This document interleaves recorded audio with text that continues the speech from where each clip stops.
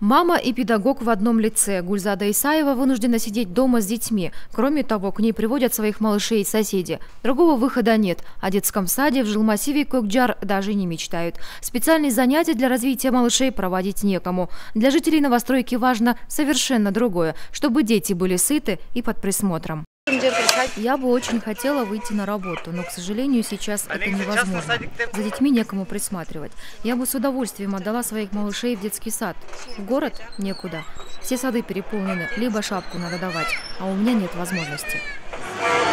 На сегодняшний день в Кыргызстане 772 тысячи детей дошкольного возраста, из них только 132 тысячи посещают детские сады. Чтобы охватить всех малышей дошкольным образованием, необходимо еще 700 учреждений. В далеких 90-х более 500 зданий детских садов были приватизированы и переданы в частные руки.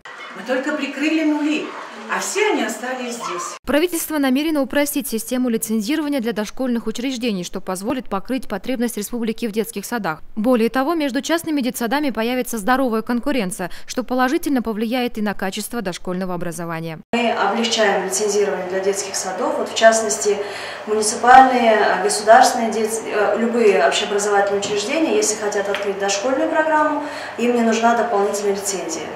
Вдобавок, скажем, для частных детских садов раньше была необходимость наличия в собственности здания. Это был большой такой препон для открытия частного детского сада. Сейчас мы это убрали.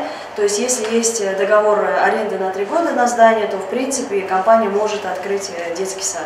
Есть еще другие дополнительные изменения. В целом мы хотим либерализировать лицензирование для дошкольных учреждений, для того, чтобы мы могли покрыть детскими садами большее количество наших детей. Сегодня вице-премьер-министр Кыргызстана Эльвира Сариева посетила несколько частных детских садов города Бишкек, чтобы оценить уровень предоставляемых знаний в учреждениях, а также ознакомиться с их методикой обучения. Сегодня мы посетили несколько частных детских садов для того, чтобы посмотреть уровень предоставления знаний. Этот детский сад, предположим, использует методику Монтессори.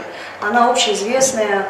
Во всемирной мировой практике считается одна из лучших методик, потому что она лучше всего готовит детей. То есть тут, получается, 4-летние дети, они уже знают тысячные цифры, они пишут целые слова, читают маленькие книжки.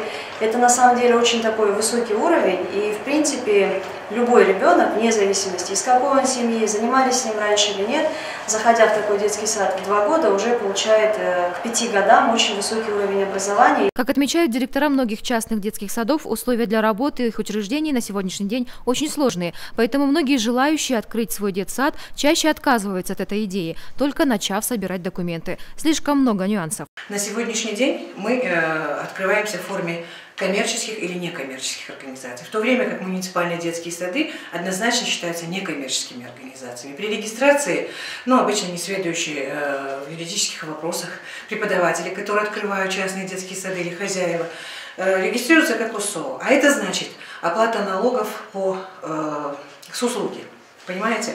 А расходов больше, чем доходов. И еще налоговая. Еще один очень большой вопрос, который сегодня стоит перед всеми детскими садами и коснулся нас уже. Нас переводят на промышленный тариф по электричеству, по газу и по воде, например. Это что значит? Если 1 киловатт света стоил 73 копейки, теперь он будет стоить для нас 1 сом 32 тиына. Это не есть хорошо, это не самый лучший вариант повысить оплату. Вице-премьер-министр страны Эльвира Сариева также добавила, что кроме вопроса об увеличении количества детских садов, остро стоит вопрос о повышении квалификации сотрудников дошкольных учреждений.